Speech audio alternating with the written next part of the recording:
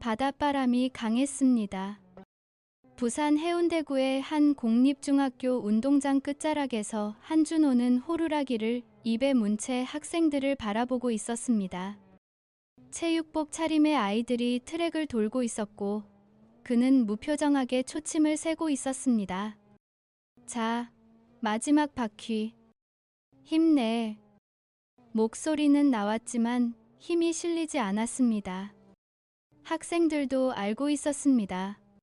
한준호 선생님은 언제나 저렇다고 친절하지만 차갑고 성실하지만 멀리 있는 사람이라고. 수업이 끝나고 학생들이 교실로 들어가자 준호는 운동장 한쪽 벤치에 앉아 바다를 바라봤습니다. 학교는 바다에서 불과 500m 떨어진 곳에 있었습니다. 파도 소리가 희미하게 들려왔습니다. 한 선생님, 오늘도 혼자 점심이세요. 뒤에서 국어교사 최미란이 다가왔습니다. 준호는 고개를 끄덕였습니다. 네, 편해서요. 그러게요. 근데 너무 혼자 계시는 거 아니에요. 애들도 그래요. 선생님은 마음이 없는 것 같대요. 미라는 농담처럼 웃었지만 준호는 웃지 않았습니다. 그럴 수도 있죠. 그는 일어나 교무실로 향했습니다. 뒷모습을 보며 미라는 작게 한숨을 쉬었습니다. 오후 4시 준호는 방과 후 운동장 정리를 하고 있었습니다. 체육 도구를 창고에 넣고 공 몇 개를 주우며 걷고 있었는데 쾅! 운동장 구석 미술실 뒤편에서 무언가 깨지는 소리가 들렸습니다. 준호는 빠르게 그쪽으로 달려갔습니다. 그곳엔 한 여자가 쪼그려 앉아 있었습니다. 깨진 도자기 화분 조각들이 사방에 흩어져 있었고 물이 바닥에 쏟아져 있었습니다. 괜찮으세요? 여자는 고개를 들었습니다. 모래색 코트, 단정하게 묶은 머리, 그리고 놀란 듯 하면서도 어딘가 지친 눈빛이었습니다. 아, 죄송해요. 제가 실수를... 그녀는 서둘러 조각을 주우려 했습니다. 준호는 무릎을 굽히고 함께 조각을 모았습니다. 다치셨어요? 아니요, 괜찮아요. 여자는 손을 펴 보였습니다. 손가락 끝에 작은 상처가 있었고 피가 조금 배어 나왔습니다.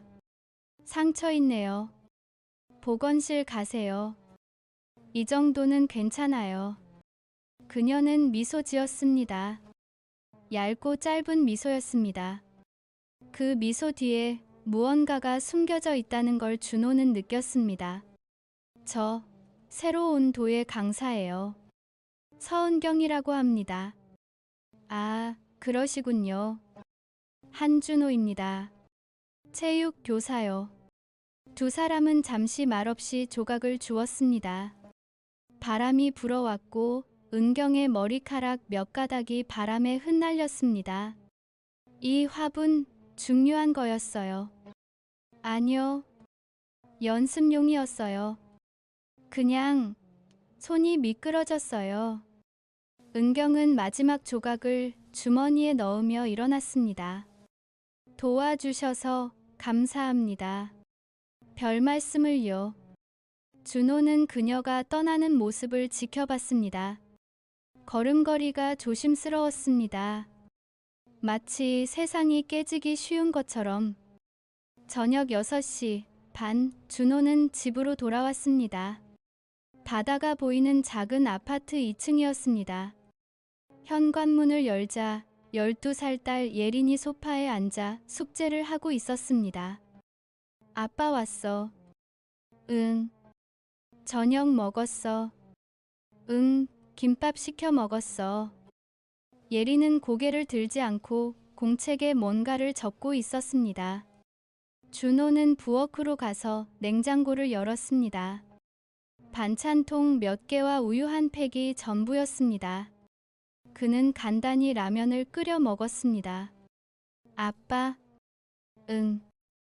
오늘 학교에서 도예 수업했어. 그래. 어땠어? 선생님 진짜 착해. 근데 예린이 말을 멈췄습니다. 근데 뭐, 좀 슬퍼 보였어. 웃는데 눈이 안 웃더라. 준호는 라면을 먹다 멈췄습니다. 그래. 응. 근데 신기했어. 손으로 뭔가 만드는 게 재밌었거든. 예린은 다시 숙제에 집중했습니다. 준호는 그 말을 곱씹었습니다. 웃는데 눈이 안 웃는다. 오늘 오후 운동장에서 마주친 그 여자의 얼굴이 떠올랐습니다. 밤 11시 예린이 잠든 뒤 준호는 거실 창가에 서서 바다를 바라봤습니다. 어둠 속에서 파도 소리만 들렸습니다. 핸드폰이 진동했습니다. 윤지원 전 부인의 이름이었습니다. 문자였습니다. 예린이 생일 선물 보냈어. 다음 주 토요일에 서울로 데려올게. 미리 준비시켜줘. 준호는 답장하지 않았습니다. 그저 화면을 끄고 다시 바다를 봤습니다. 결혼은 5년 전에 끝났습니다. 지원은 서울의 대기업 본부장이었고 준호는 부산의 중학교 교사였습니다. 거리가 문제가 아니었습니다. 마음이 문제였습니다. 지원은 준호에게 말했습니다. 당신은 너무 조용해. 사는 건지 죽은 건지 모르겠어. 준호는 대답하지 못했습니다. 그게 맞았으니까요. 다음 날 아침 운동장에서 준호는 다시 학생들을 지도하고 있었습니다. 그때 교감 선생님이 다가왔습니다. 한 선생님, 오늘 방과 후에 시간 있으세요? 네, 괜찮습니다. 도예실 정리 좀 도와주세요. 서은경 강사님이 혼자 하시기엔 양이 많대요. 알겠습니다. 교감은 웃으며 돌아갔습니다. 준호는 다시 호루라기를 불었습니다. 오후 4시, 준호는 도예실로 갔습니다. 문을 열자 흙냄새와 물냄새가 섞여 있었습니다. 은경이 작업대 앞에서 뭔가를 정리하고 있었습니다. 안녕하세요. 은경은 고개를 들었습니다. 잠깐 놀란 표정이었다가 이내 미소를 지었습니다. 아, 한 선생님. 오셨어요. 정리 도와드리러 왔어요. 감사합니다. 사실 혼자 하기엔 좀. 그녀는 말끝을 흐렸습니다. 두 사람은 말없이 도구를 정리했습니다. 준호는 무거운 물통을 옮기고 은경은 흙이 묻은 천을 빨았습니다. 한참이 지나서야 은경이 입을 열었습니다. 예린이, 한 선생님 딸이죠. 네. 참 똑똑하고 착한 아이예요. 감사합니다. 근데 조금 외로워 보여요. 준호는 손을 멈췄습니다. 그런가요? 네.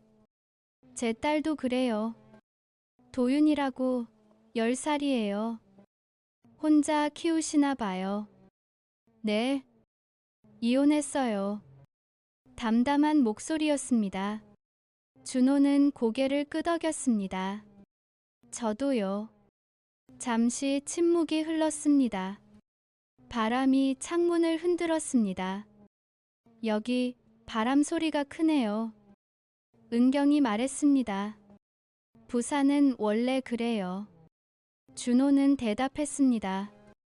그리고 둘은 다시 정리를 이어갔습니다. 그날 밤 예린은 아빠에게 말했습니다. 아빠, 도예 선생님 진짜 착한 것 같아. 그래. 응. 근데 뭔가 슬픈 것 같기도 해. 준호는 아무 말도 하지 않았습니다. 하지만 가슴속 어딘가가 바닷바람에 흔들리듯 미세하게 흔들렸습니다. 일주일이 지났습니다. 학교에서는 조용한 소문이 퍼지기 시작했습니다. 교무실 복도에서, 급식실 구석에서, 그리고 쉬는 시간, 교사들의 대화 속에서 서은경이라는 이름이 오르내렸습니다. 저 도예 강사 말이야. 서울에서 이혼했다면서. 남편이 바람 피웠대. 그것도 제 자랑. 아니, 돈 문제도 있었다던데. 빚 때문에 부산까지 내려왔다잖아. 준호는 교무실 책상에 앉아 그 대화를 들었습니다. 아무 말도 하지 않았지만 손에 쥔 볼펜을 꽉 쥐고 있었습니다. 수요일 오후, 준호는 운동장에서 학생들을 지도하다가 교감실로 호출되었습니다. 교감 선생님은 책상 앞에 앉아 있었고 그 옆에는 학부모 한 명이 서 있었습니다. 중년 여성이었고 얼굴은 단정했지만 표정은 차가웠습니다. 한 선생님 앉으세요. 준호는 자리에 앉았습니다. 교감은 서류 한 장을 꺼내 보여줬습니다. 이 학부모님께서 우려를 표하셨어요. 도예 강사에 대해서요. 무슨 우려입니까? 개인적인 과거가 복잡한 사람이 학생들과 가까이 지내는 게 적절하냐는 거죠. 학부모가 끼어들었습니다. 제가 알아봤는데요. 서은경 씨는 남편 빚 문제로 법적 분쟁도 있었대요. 그런 사람이 아이들 앞에 서는 게 맞나요? 준호는 학부모를 바라봤습니다. 확인된 사실입니까? 소문이 아니라 공개된 정보예요. 검색하면 나와요. 교감은 난처한 표정으로 준호를 봤습니다. 한 선생님, 일단 서은경 강사와 얘기 좀 해보세요. 오해가 있으면 풀고 문제가 있으면 조정이 필요할 수도 있으니까요. 준호는 고개를 끄덕이고 자리에서 일어났습니다. 그날 저녁, 준호는 도예실로 갔습니다. 문은 열려 있었고 은경은 혼자 작업대를 닦고 있었습니다. 그녀는 준호를 보고 잠깐 멈칫했지만 곧 미소를 지었습니다. 한 선생님, 무슨 일이세요? 잠깐 얘기 좀 할 수 있을까요? 은경은 수건을 내려놓고 준호 앞에 섰습니다. 준호는 조심스럽게 말을 꺼냈습니다. 학교에서 선생님에 대한 얘기들이 돌고 있어요. 은경의 얼굴이 굳었습니다. 어떤 얘기요? 이혼 사유라든지 빚 문제라든지. 은경은 한동안 아무 말도 하지 않았습니다. 그러다 작게 한숨을 내쉬었습니다. 다 사실이에요. 준호는 놀라지 않았습니다. 말씀 안 하셔도 돼요. 아니, 해야 할 것 같아요. 어차피 숨길 수도 없고요. 은경은 창밖을 바라보며 말을 이어갔습니다. 제 전 남편은 건축 설계사였어요. 잘 나가는 사람이었죠. 근데 회사 돈을 빼돌렸어요. 투자한다고 사업 확장한다고 했는데 전부 거짓말이었어요. 결국 회사가 고소했고 저는 연대 보증인이었어요. 준호는 조용히 들었습니다. 돈은 다 날아갔고 남편은 다른 여자랑 도망갔어요. 28살짜리 회사 후배였죠. 저는 심리치료 받았어요.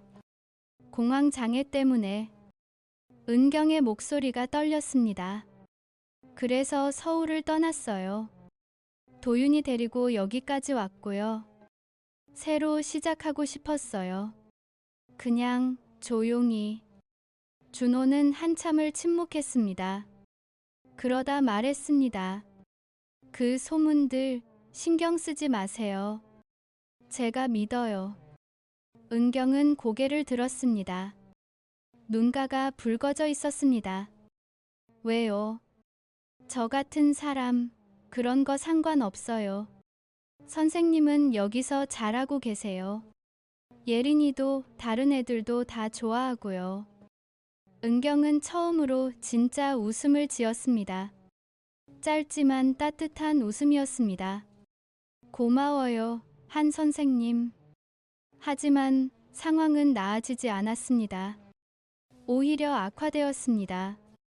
금요일 아침 교무실 게시판에 익명의 메모가 붙어 있었습니다. 도예 강사 서은경, 정신과 치료 이력 있음. 학생 안전 우려. 누군가 일부러 붙인 것이었습니다. 교감은 긴급 회의를 소집했고 일부 학부모들은 항의 전화를 걸어왔습니다. 은경은 그날 오후 수업을 취소했습니다. 준호는 화가 났습니다. 하지만 더 화가 난 건 자신이 아무것도 할 수 없다는 사실이었습니다. 그는 은경을 찾아갔습니다. 도예실은 비어 있었고 작업대 위에는 반쯤 만들어진 찻잔 하나가 놓여 있었습니다.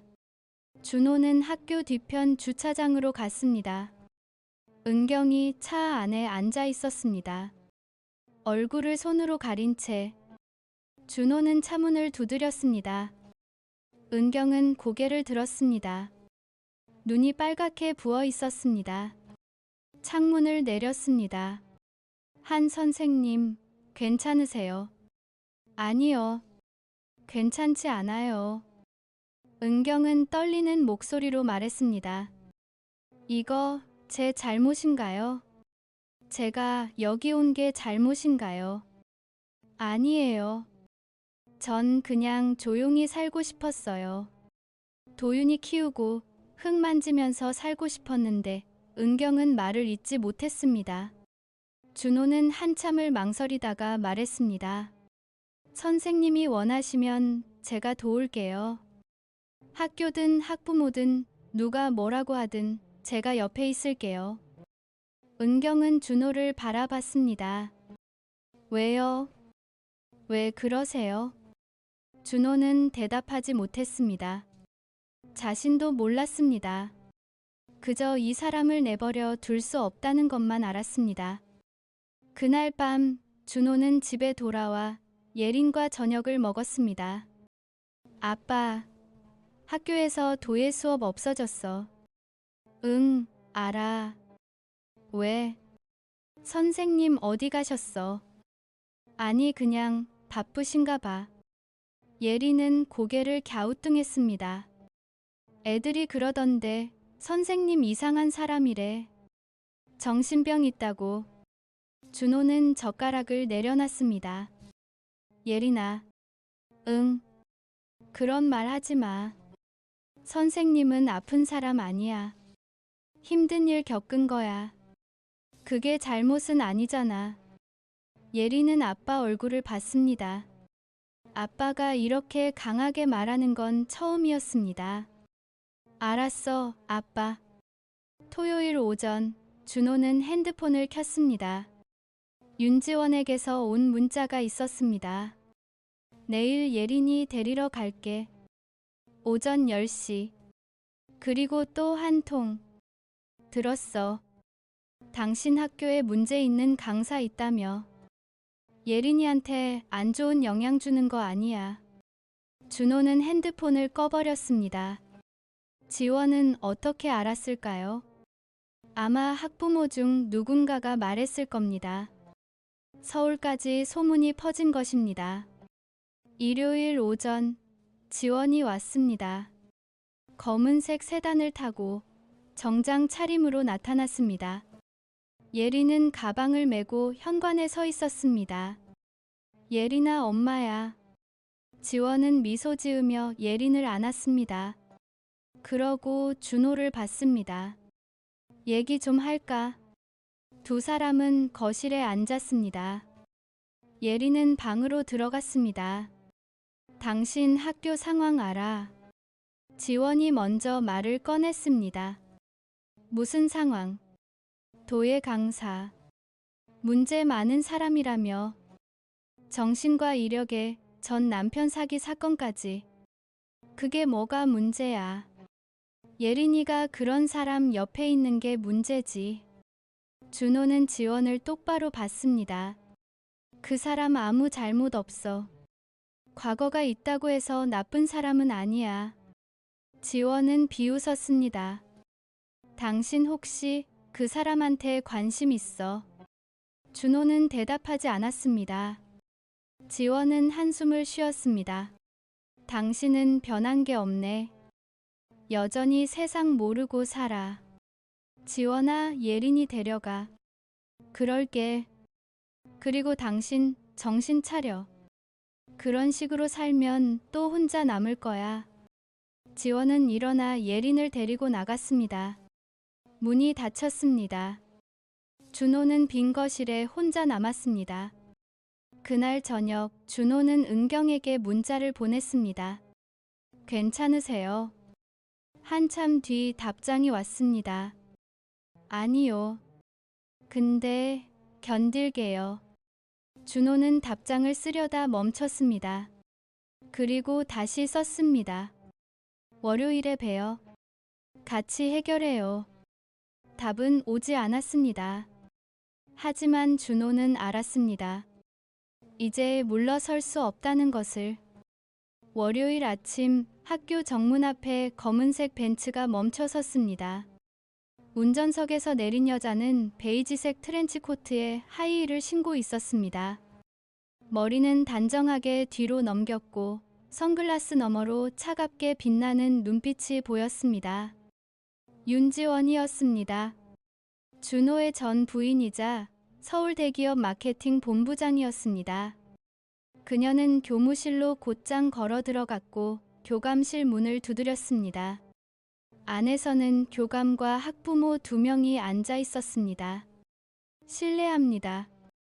저는 윤지원이라고 합니다. 이 학교 학생 한예린의 어머니입니다. 지원은 명함을 꺼내 건넸습니다. 교감은 명함을 받아들고 잠시 살펴봤습니다. 대기업 본부장이라는 직함이 선명했습니다. 아, 예린이 어머니시군요. 무슨 일로 오셨습니까? 제가 듣기론 이 학교에 문제가 있는 강사가 있다고 하던데요. 서은경이라는 분 말입니다. 교감의 얼굴이 굳었습니다. 옆에 앉아있던 학부모 한 명이 끼어들었습니다. 맞아요. 저희도 그 문제로 계속 얘기하고 있었어요. 그 강사 과거가 너무 복잡해서요. 지원은 고개를 끄덕이며 자리에 앉았습니다. 제가 알아본 바로는 서은경 씨는 전 남편의 사기 사건에 연루되었고 법정 분쟁까지 있었다고 들었습니다. 또한 정신과 치료 이력도 있고요. 이런 분이 우리 아이들 앞에 서는 게 적절할까요? 교감은 난처한 표정을 지었습니다. 그건 개인적인 과거이고 현재 업무에는 문제가 없다고 판단했습니다만 문제가 없다고요. 지원의 목소리가 차갑게 식었습니다. 정신과 치료를 받은 사람이 학생들과 밀접하게 접촉하는데 문제가 없다고 보시는 겁니까? 혹시 무슨 일이 생기면 누가 책임지실 건가요? 학부모들이 고개를 끄덕였습니다. 교감은 한숨을 쉬었습니다. 일단 다시 검토해 보겠습니다. 지원은 교감실을 나와 복도를 걸었습니다. 그때 준호가 운동장에서 들어오는 것이 보였습니다. 두 사람의 눈이 마주쳤습니다. 지원은 미소를 지었습니다. 차갑고 날카로운 미소였습니다. 준호는 그녀에게 다가갔습니다. 왜 왔어? 인사도 없이. 오랜만인데. 예린이 어제 데려갔잖아. 무슨 일이야? 지원은 선글라스를 벗으며 말했습니다. 당신 걱정돼서 왔지. 당신이 이상한 사람이랑 엮이는 것 같아서. 준호의 눈빛이 차갑게 변했습니다. 은경 씨 얘기하는 거야. 그래. 서은경. 그 여자 과거 알아. 남편한테 속아서 빚더미에 앉았고 정신병원 다녔던 사람이야. 그런 사람이 우리 딸 옆에 있는 게 괜찮아. 그게 네가 신경 쓸 일이야. 지원은 한 걸음 다가섰습니다. 당연하지. 예린이 엄마니까. 그리고 당신도 정신 차리라고. 당신은 맨날 그렇게 살잖아. 불쌍한 사람 보면 못 지나치고 결국 혼자 힘들어지고. 준호는 아무 말도 하지 않았습니다. 지원은 다시 선글라스를 쓰고 돌아섰습니다. 오늘 교감 선생님이랑 얘기했어. 곧 결론 날 거야. 그 여자 여기 오래 못 있을걸. 지원은 복도를 걸어 나갔습니다.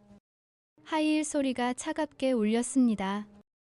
오후 3시 준호는 도예실로 갔습니다. 은경은 작업대 앞에 앉아 있었지만 손은 움직이지 않았습니다. 그냥 흙덩어리를 바라보고 있을 뿐이었습니다. 선생님. 은경은 고개를 들었습니다. 얼굴이 창백했습니다. 한 선생님, 들으셨죠? 뭘요? 교감 선생님이 저한테 말했어요. 학부모들이 계속 항의하고 있대요. 그리고 전 부인분도 오셨다면서요. 준호는 입을 다물었습니다. 은경은 작게 웃었습니다. 괜찮아요. 이미 예상했던 거니까. 전 어디를 가도 이럴 거예요. 과거는 안 지워지니까. 그런 식으로 생각하지 마세요. 아니에요.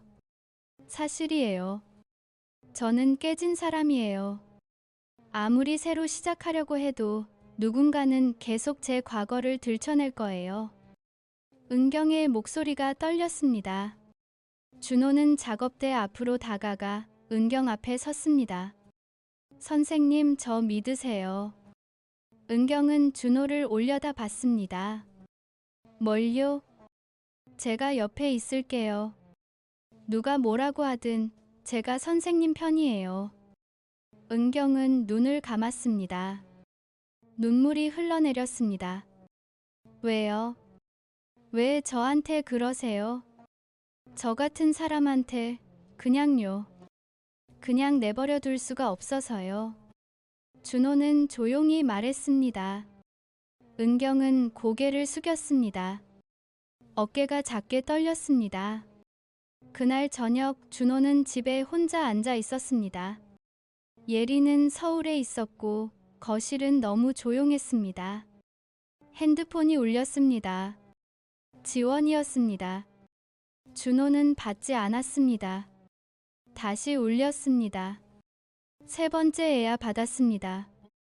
뭐야? 당신 진짜 그 여자 편들 거야. 지원의 목소리는 차가웠습니다. 내가 뭘 하든 네가 상관할 일 아니야. 예린이는 내 딸이기도 해. 내가 상관 안 할 수가 없지. 예린이 이용하지 마. 이용. 웃기네. 당신이야말로 그 여자 때문에 예린이 신경도 안 쓰잖아. 준호는 한참을 침묵했습니다. 그러다 말했습니다. 지원아, 넌 왜 이래? 우리 이미 끝났잖아. 왜 계속 내 삶에 끼어들어? 지원은 웃었습니다. 쓴 웃음이었습니다. 난 당신이 불쌍해서 그래. 맨날 혼자 살면서 세상 모르고 살면서 결국 또 다칠 거 뻔한데 말이야. 내가 다치든 말든 내 일이야. 예린이는 내가 책임질게. 네가 아니라. 지원은 한동안 말이 없었습니다.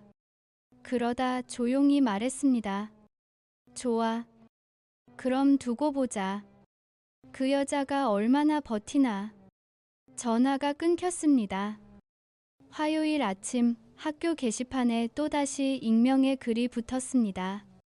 이번에는 인쇄된 종이였습니다. 서은경 강사, 전 남편 사기 사건 연루, 법정 증언 기록 첨부, 그리고 실제로 몇 장의 서류 사본이 붙어 있었습니다. 법원 문서였습니다. 학생들이 모여들었고 교사들도 수군거렸습니다. 교감은 급히 게시판을 치우게 했지만 이미 사진을 찍은 사람들이 많았습니다. 준호는 게시판 앞에 서서 그 서류를 봤습니다. 누군가 일부러 조사해서 붙인 것이었습니다. 그리고 준호는 알았습니다. 이게 지원의 짓이라는 것을. 점심시간 준호는 교감실로 갔습니다. 교감은 책상 앞에 앉아 머리를 감싸쥐고 있었습니다. 한 선생님, 이거 어떻게 해야 할지 모르겠어요. 누가 붙인 건지 조사해야죠. 그게 익명이잖아요. CCTV 확인해도 새벽에 붙인 거라 얼굴이 안 보여요. 교감은 한숨을 쉬었습니다. 솔직히 말씀드리면 학부모들 압력이 너무 세요. 어제도 항해 전화가 10통 넘게 왔고요. 서은경 강사를 계속 고용하는 게 맞냐는 거죠. 그 사람 잘못 없잖아요. 과거 일로 지금을 평가하는 건 부당해요. 알아요. 하지만 학교도 학부모 의견을 무시할 수 없어요. 특히 대기업 임원까지 나서서 얘기하면요. 준호는 교감을 똑바로 봤습니다. 윤지원 말씀하시는 거죠. 교감은 대답하지 않았습니다. 그게 답이었습니다.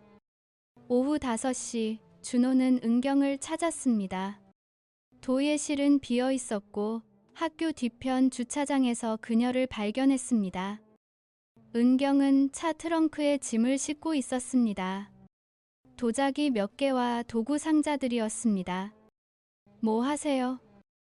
은경은 고개를 들었습니다. 눈이 퉁퉁 부어 있었습니다. 짐 싸요. 그만둘 거예요. 왜요?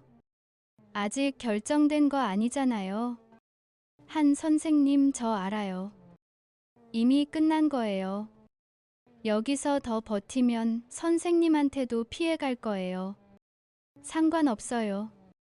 아니에요. 은경이 소리쳤습니다. 처음으로 목소리를 높였습니다. 상관 있어요. 선생님, 전 부인이 나섰잖아요. 대기업 임원이 나서서 저를 몰아내려고 하는데 제가 어떻게 버텨요. 저는 이미 한 번 무너진 사람이에요. 또 무너지고 싶지 않아요. 은경은 눈물을 닦았습니다. 그냥 조용히 살고 싶었어요.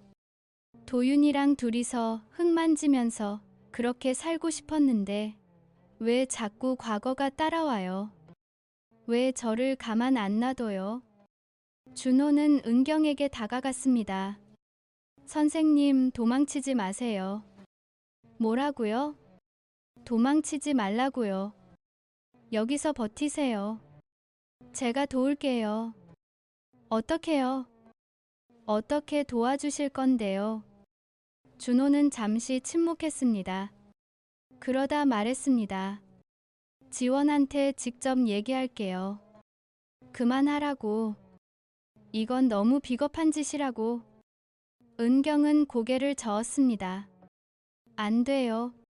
그러면 선생님만 힘들어져요. 괜찮아요. 이미 우리 끝난 사이예요. 더 나빠질 것도 없어요. 준호는 은경의 손을 잡았습니다. 선생님 믿으세요. 제가 해결할게요. 그날 밤 준호는 지원에게 전화를 걸었습니다. 한참 만에 받았습니다. 당신이 게시판에 서류 붙인 거지? 지원은 웃었습니다. 증거 있어. 다른 사람이 할 리 없잖아. 그래, 내가 했어. 그게 뭐 어때? 사실이잖아. 그 여자 과거는 다 진짜야. 준호는 주먹을 쥐었습니다. 왜 이래? 왜 은경 씨를 괴롭혀? 괴롭히는 게 아니라 지키는 거야. 예린이를 그런 사람한테서 지키는 거라고. 예린이는 핑계야. 넌 그냥 날 괴롭히고 싶은 거잖아. 지원은 한참 침묵했습니다.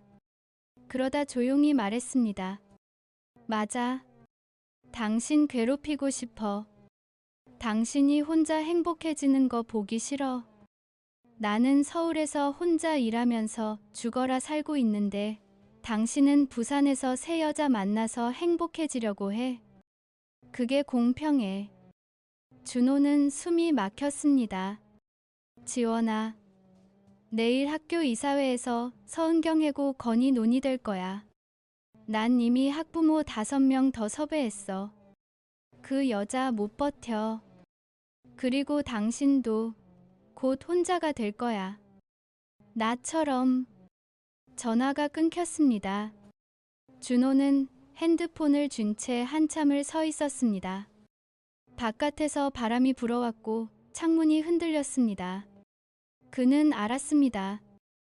이제 정말로 싸워야 한다는 것을.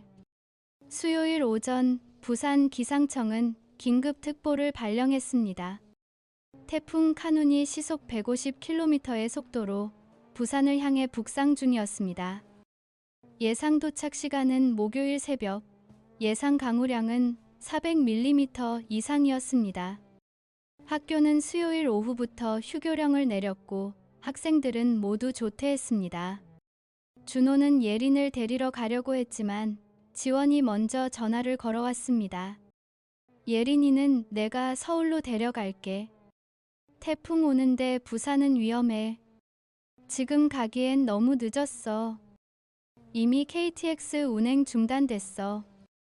그럼 호텔에서 기다렸다가 갈게. 지원은 일방적으로 전화를 끊었습니다. 준호는 학교를 나서다가 도예실 쪽을 봤습니다. 불이 켜져 있었습니다. 그는 도예실로 갔습니다. 은경이 혼자 창문을 테이프로 붙이고 있었습니다. 선생님, 아직도 여기 계세요. 은경은 돌아봤습니다. 네, 정리하고 가려고요. 태풍 온대요. 빨리 가세요. 알아요. 근데 도윤이가 학원에서 아직 안 왔어요. 데리러 가야 하는데 차가 시동이 안 걸려요. 은경의 목소리는 불안했습니다. 준호는 시계를 봤습니다. 오후 4시였습니다. 하늘은 이미 어두워지고 있었고 바람이 점점 강해졌습니다. 제 차로 같이 가요. 어디예요? 해운대 쪽 학원인데 괜찮을까요? 빨리 가야죠. 두 사람은 준호의 차를 타고 학원으로 향했습니다. 길거리는 이미 한산했고 상점들은 셔터를 내리고 있었습니다. 학원 앞에 도착했을 때 도윤이가 혼자 서 있었습니다. 10살 여자아이였고 분홍색 우비를 입고 있었습니다. 엄마, 도윤이가 달려와 은경을 안았습니다. 미안해, 도윤아. 차가 고장 나서 괜찮아. 근데 집에 어떻게 가? 이 아저씨가 태워주실 거야. 도윤이는 준호를 올려다봤습니다. 그러고 작게 인사했습니다. 안녕하세요. 안녕. 예린이 아빠야. 학교에서 본 적 있지? 네, 체육 선생님이시죠. 준호는 고개를 끄덕였습니다. 차를 몰고 은경의 집으로 가는 길, 비가 쏟아지기 시작했습니다. 와이퍼를 최대로 켜도 앞이 잘 보이지 않았습니다. 도로는 이미 물에 잠기기 시작했고 신호등이 몇 개 꺼져 있었습니다. 저기 앞에서 좌회전이에요. 은경이 말했습니다. 준호는 좌회전을 시도했지만 길이 막혀 있었습니다. 경찰이 차단선을 쳐놓고 있었습니다. 통행 금지입니다. 저쪽 도로 침수됐어요. 준호는 차를 돌렸습니다. 다른 길로 가야겠어요. 저쪽으로 돌아가면 돼요. 좀 멀긴 한데. 하지만 그쪽 길도 막혔습니다. 물이 무릎까지 차올라 있었고 차 몇 대가 이미 멈춰서 있었습니다. 준호는 차를 세웠습니다. 이거 못 갈 것 같은데요. 은경은 창밖을 봤습니다. 빗줄기가 차창을 두들겼습니다. 그럼 어떻게 해요? 일단 안전한 곳으로 가야 해요. 여기 있다간 차가 잠길 수도 있어요. 준호는 내비게이션을 확인했습니다.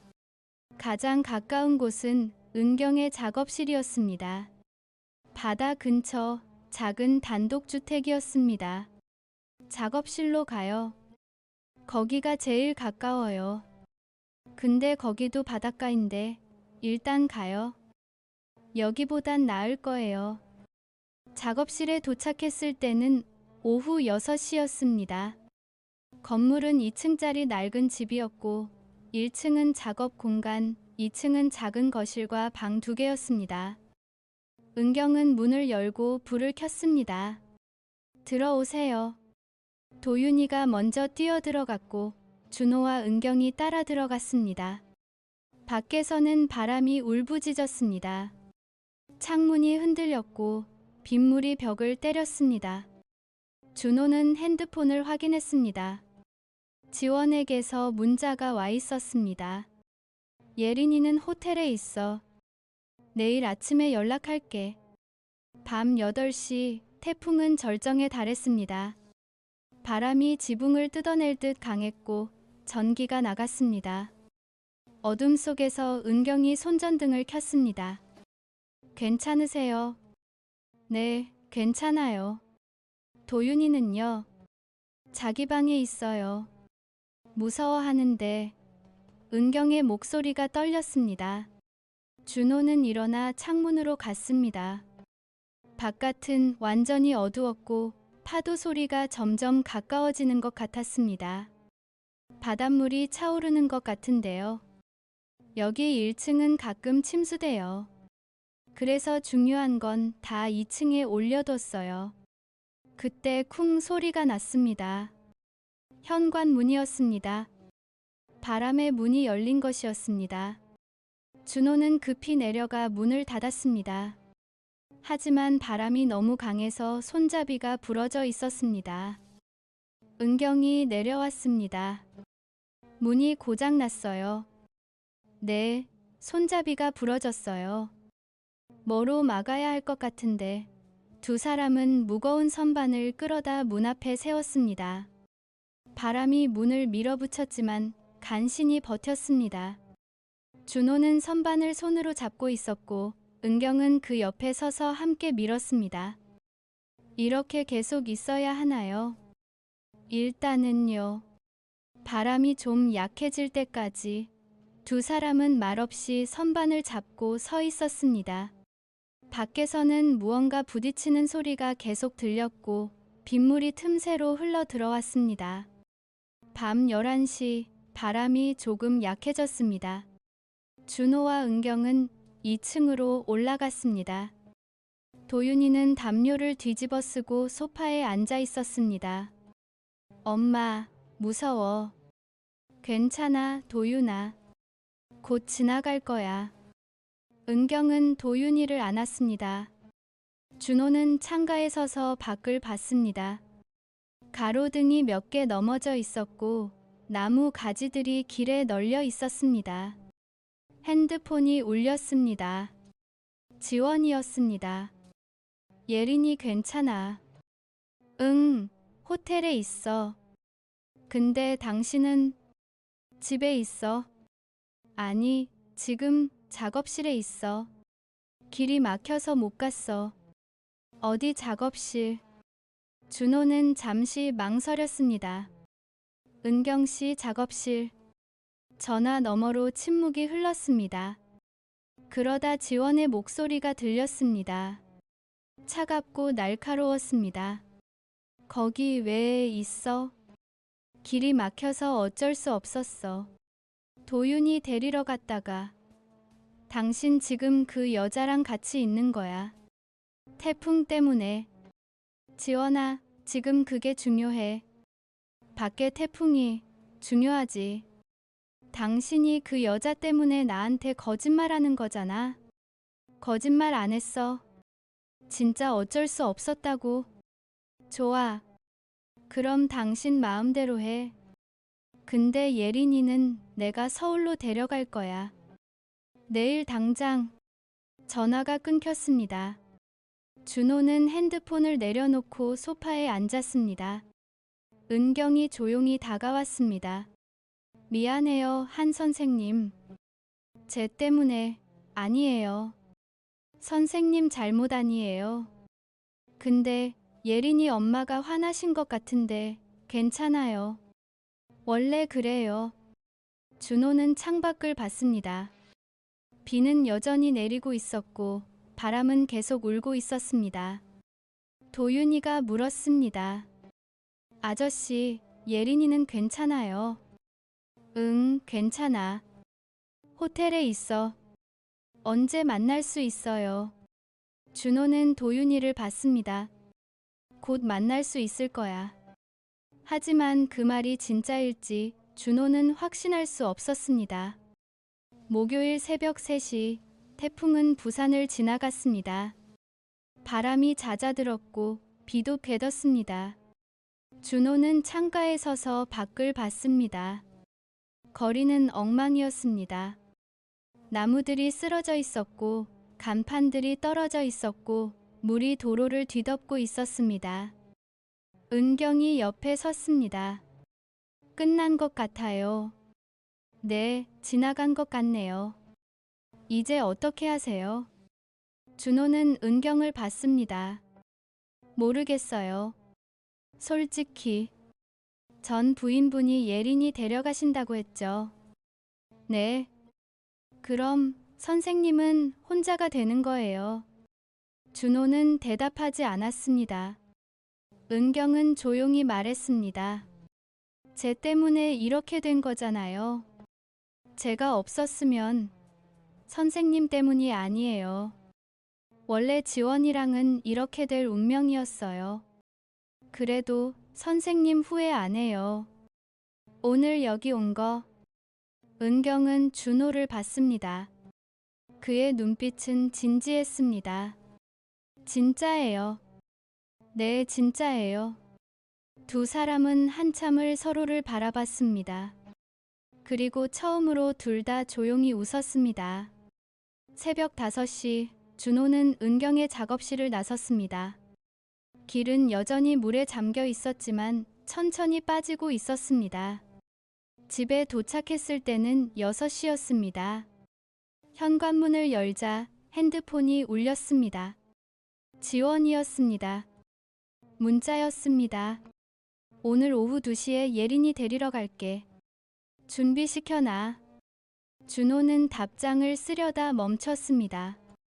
그리고 다시 썼습니다. 예린이 의견은 들어봤어. 답은 오지 않았습니다. 준호는 소파에 앉아 창밖을 봤습니다. 태풍은 지나갔지만 또 다른 폭풍이 오고 있었습니다. 금요일 오전 부산은 천천히 일상을 되찾고 있었습니다. 도로에 물이 빠졌고 상점들이 하나둘 문을 열었습니다. 학교는 여전히 휴교였지만 교직원들은 출근해서 피해 상황을 점검했습니다. 준호는 학교에 도착해 운동장을 둘러봤습니다. 나무 가지들이 여기저기 흩어져 있었고 축구 골대 하나가 넘어져 있었습니다. 교감이 다가왔습니다. 한 선생님, 어제 괜찮으셨어요? 네, 괜찮았습니다. 다행이네요. 그나저나 서은경 강사 건은 어떻게 된 거예요? 준호는 교감을 똑바로 봤습니다. 아직 논의 중 아닙니까? 학부모들이 계속 압박하고 있어요. 특히 윤지원 씨가. 교감 선생님, 질문 하나만 할게요.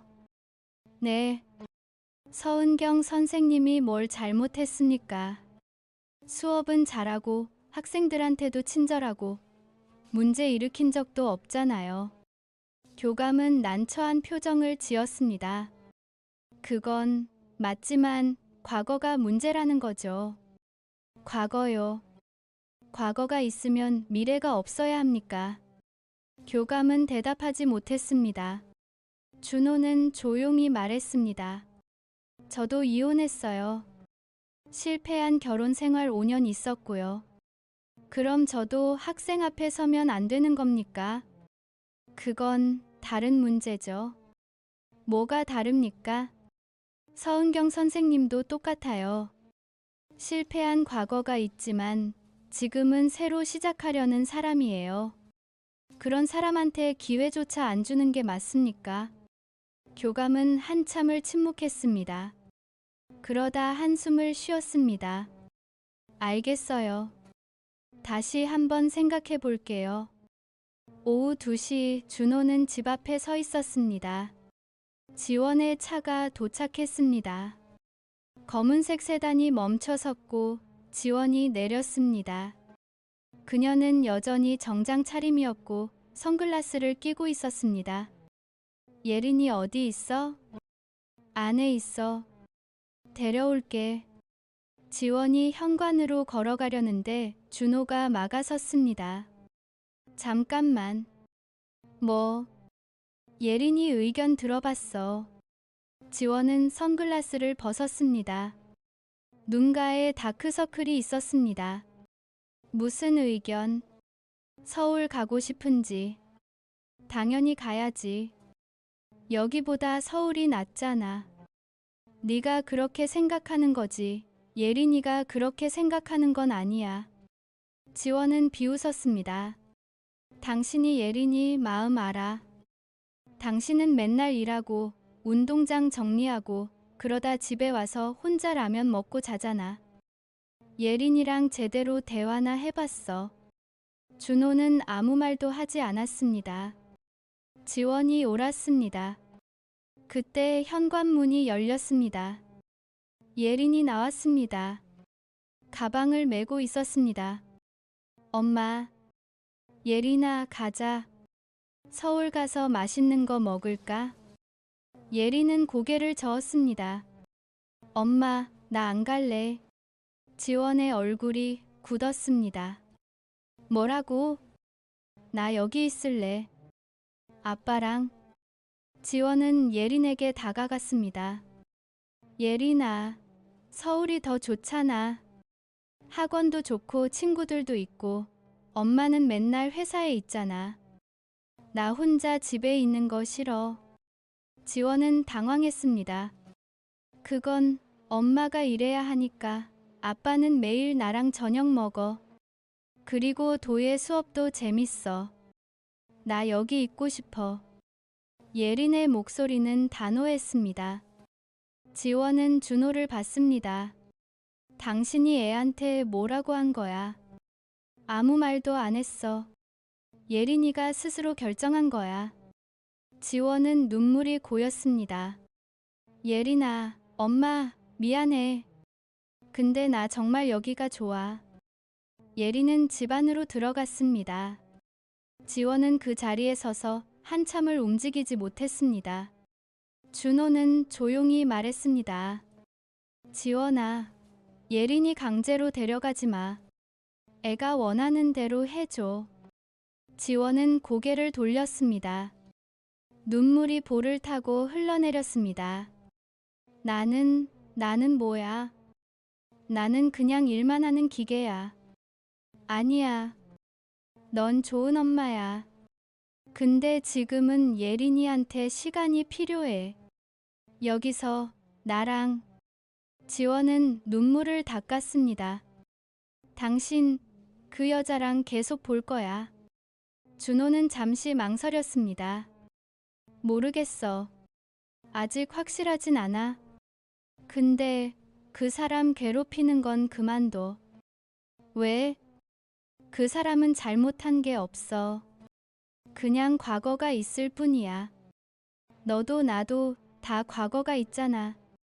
지원은 준호를 봤습니다. 오랜만에 제대로 보는 것 같았습니다. 당신 변했네. 응, 조금은. 지원은 차에 탔습니다. 창문을 내리고 마지막으로 말했습니다. 예린이 잘 부탁해. 그럴게. 차가 천천히 떠났습니다. 준호는 차가 사라질 때까지 지켜봤습니다. 토요일 오후, 준호는 은경의 작업실로 갔습니다. 문을 두드리자 은경이 열었습니다. 여전히 지친 얼굴이었지만 조금은 밝아 보였습니다. 한 선생님, 무슨 일이세요? 좋은 소식 전하러 왔어요. 좋은 소식이요. 교감 선생님이 결정했어요. 선생님 계속 일하셔도 된대요. 학부모들 설득했대요. 은경의 눈이 커졌습니다. 진짜요? 네, 진짜요. 월요일부터 수업 다시 시작하시면 돼요. 은경은 손으로 입을 막았습니다. 눈물이 흘러내렸습니다. 고마워요. 정말 고마워요. 제가 한 게 없어요. 교감 선생님이 결단을 내린 거예요. 아니에요. 선생님이 없었으면 전 진작에 포기했을 거예요. 은경은 눈물을 닦았습니다. 준호는 미소 지었습니다. 이제 괜찮으실 거예요. 네, 이제 괜찮을 것 같아요. 일요일 저녁, 준호는 예린, 은경, 도윤이와 함께 작은 식당에서 저녁을 먹었습니다. 바다가 보이는 식당이었고 창밖으로 노을이 지고 있었습니다. 도윤이가 예린에게 물었습니다. 언니 서울 안 갔어? 응, 안 갔어. 나 여기 있을래. 좋겠다. 나도 언니 같은 친구 있으면 좋겠어. 예린은 웃었습니다. 우리 친구 하자. 진짜? 응, 진짜. 두 아이는 손을 맞잡았습니다. 은경과 준호는 그 모습을 지켜봤습니다. 밥을 다 먹고 나서 도윤이가 준호에게 물었습니다. 아저씨, 응. 나 아저씨 아빠라고 불러도 돼요. 식탁이 조용해졌습니다. 은경은 놀란 표정으로 도윤이를 봤습니다. 도윤아, 그건. 준호는 도윤이를 봤습니다. 10살 여자아이의 눈빛은 진지했습니다. 그는 천천히 대답했습니다. 지금은 아저씨라고 부르는 게 좋을 것 같아. 나중에 우리 좀 더 가까워지면 그때 다시 생각해보자. 도윤이는 고개를 끄덕였습니다. 알았어요. 은경은 준호를 봤습니다. 눈빛에 감사가 담겨 있었습니다. 밤 10시, 준호는 집으로 돌아왔습니다. 예리는 방에서 숙제를 하고 있었습니다. 준호는 거실 창가에 서서 바다를 봤습니다. 파도 소리가 들렸습니다. 핸드폰이 울렸습니다. 은경에게서 온 문자였습니다. 오늘 고마웠어요. 오랜만에 행복했어요. 준호는 답장을 썼습니다. 저도요. 다음에 또 만나요. 답장이 왔습니다. 네. 천천히 가요. 서두르지 말고. 준호는 미소 지었습니다. 그렇습니다. 천천히 가면 됩니다. 서두를 필요가 없습니다.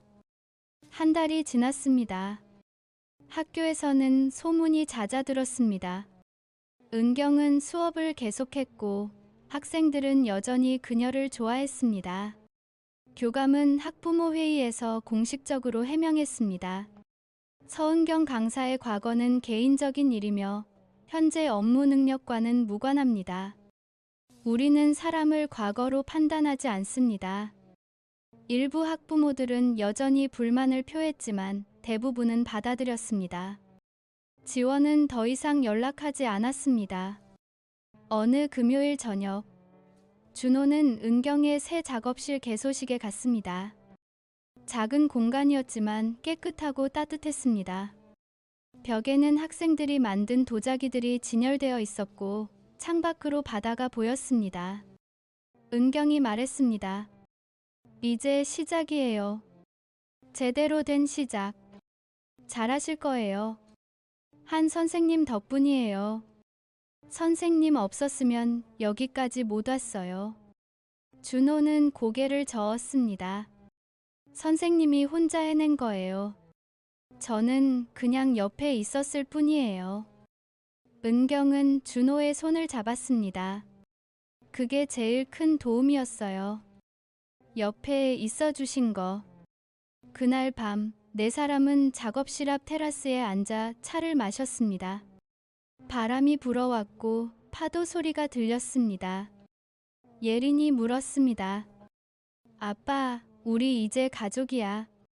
준호는 예린을 봤습니다. 그러고 은경과 도윤이를 봤습니다. 아직은 아니야. 근데 언젠가는 그럴 수도 있지. 언제쯤? 모르겠어. 서두르지 말고 천천히 가보자. 예리는 고개를 끄덕였습니다. 도윤이가 말했습니다. 난 괜찮아. 천천히 가도. 은경은 준호를 봤습니다. 그리고 처음으로 진짜 편안한 미소를 지었습니다. 준호도 웃었습니다. 오랜만에 진심으로. 밤이 깊어갔습니다. 바람은 계속 불었고 파도는 계속 밀려왔습니다. 하지만 이제 그 소리가 두렵지 않았습니다. 오히려 평온했습니다. 준호는 생각했습니다. 이것이 바로 집이구나. 집은 건물이 아니라 사람이구나. 옆에 있어줄 사람, 함께 웃을 사람, 천천히 걸어갈 사람. 그리고 그는 알았습니다. 이제 혼자가 아니라는 것을.